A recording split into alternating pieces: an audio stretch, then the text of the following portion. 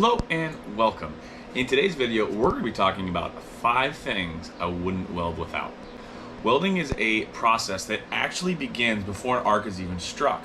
Oftentimes people just think of welding as actually melting metal and fusing metal together by different processes, but welding actually starts with prepping the metal, setting it up to weld properly, setting your equipment up properly, and then finally getting to weld. Because of this, there are a few tools and gadgets that I won't weld without, and they're sitting right in front of me. So what we're going to do today is kind of go through the entire welding process, starting at setup, prepping the metal, clamping metal using different things. We have some clamps here, we have some magnets here, setting up the machine properly with amps, which we're going to know how to do because we have welding gauges. We are going to be using gas lenses instead of the regular cup and collet on TIG, and a handy dandy pair of welding pliers or welpers. For today's video, I'm going to be using the TIG 205P from YesWelder to show the TIG portions of this, and then we'll get into the how to set up MIG with the welding pliers after that. So I'm going to get that machine set up right now. So the first step for welding is knowing how to set up your machine with the amp wise. And the rule of thumb is 1 amp per thousandths of material thickness, and that is where these sheet metal gauges come in. YesWelder has a nice little square one and then a nice round one. Both easily fit in the pockets here of the YesWelder apron, and they're really nice tools to just kind of walk around the shop with so you know what you're working with. Today, we're going to be welding a butt joint on these little coupons because this will show you how heat affects weld with the clamps, which we'll get into in 1 minute. But first, we got to know what to set our machine to. So we're going to use these handy dandy little tools here and slide it in until we find the right setting. And this one is a little tight, so we're going to go back up to this one. And it says on one side 11 and on the other side 125. So that's 0.125 inches thick, 1/8 inch. So we're going to set our machine to 125. So now that we have our machine set properly, because we know the thickness of our metal, let's talk about the importance of clamps. Now, when things heat up and you're welding it, metal warps. Thinner more than thick, but all metal is going to warp. So what we're going to do to show that is we're going to do 1 weld. Again, this is a butt joint on 1/8 inch, and we're going to watch how much it warps when it's not clamped down.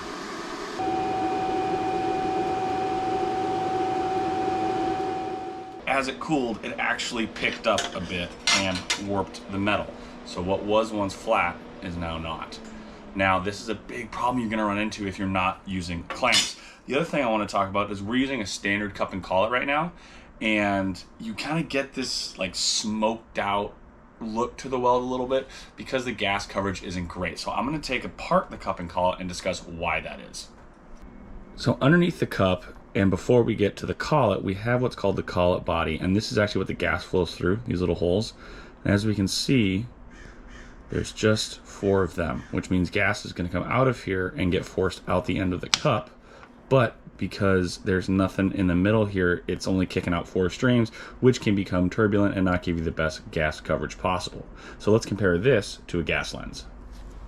So here we have the gas lens setup for TIG welding. Collet's the same, cup is very similar. Usually you're going to get them a little bit bigger so you get more gas coverage, which is ideal. And this is the trick right here. On this, the gas comes out of that whole end, that mesh, so you're going to get 360 gas coverage, and the flow is just going to be very nice and easy and beautiful, as opposed to the 4 little small turbulent streams of a standard collet body.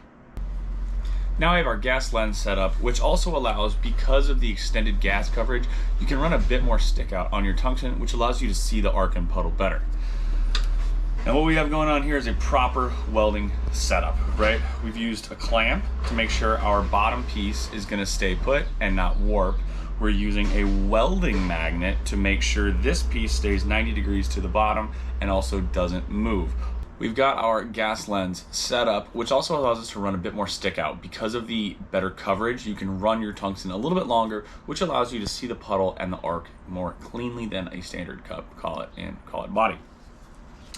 Now what we have here is a proper welding setup. We've got a clamp holding our bottom piece of metal, so that's not going to warp or bend, but we want to do a 90-degree weld right now putting these two pieces together in a T, and obviously we can't clamp into thin air, so that's where welding magnets come in handy. These are YesWelder's 50-pound welding magnets, and they are super strong.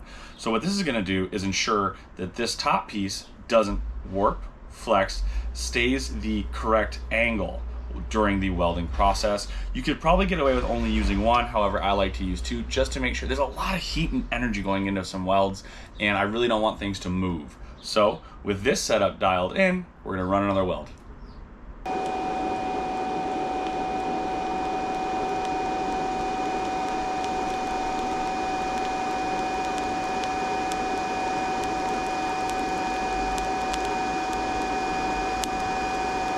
We can see that using clamps and magnets is absolutely vital in the welding process.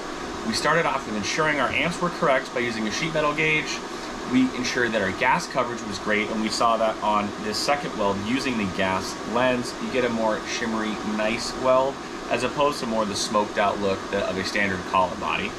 Then we used our YesWelder clamps and magnets to ensure that this 90-degree weld didn't move.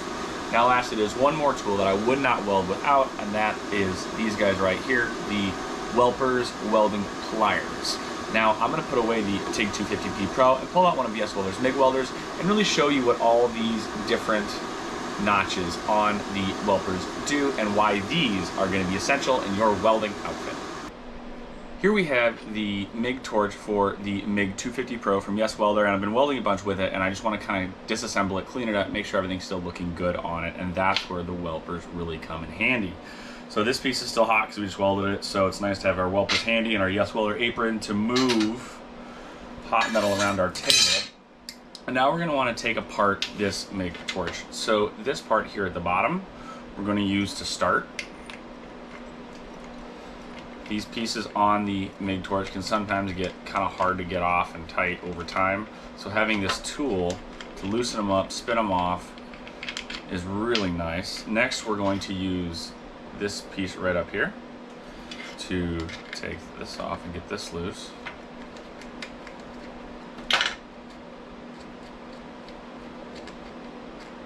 And lastly, we have some wire still in the gun, obviously. So we're going to then use the snips down lower to snip the end of the wire so we can get this piece off and then pull the wire out.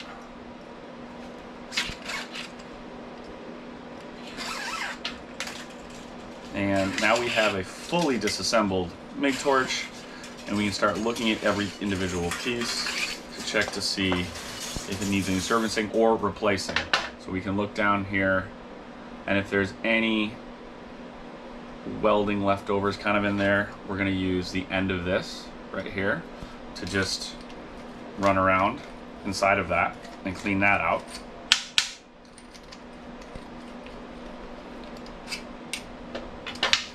And then we can look at all of our pieces and make sure everything's nice. Everything looks good on this, so I'm just going to reassemble everything.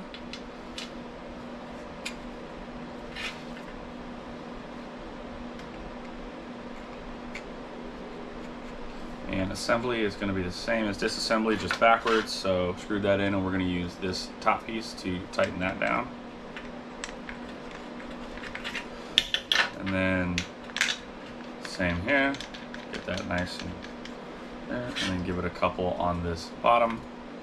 And this is really where Welpers shine, and that's why this really is on my list of what I wouldn't weld without, because disassembling and reassembling MIG torches without a pair of Welpers, can you do it?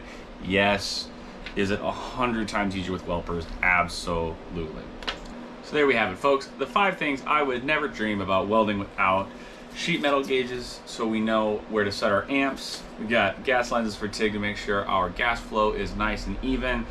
Welpers for cleaning up MIG guns, moving hot metal around the table. Clamps to make sure nothing moves and warps while we're welding.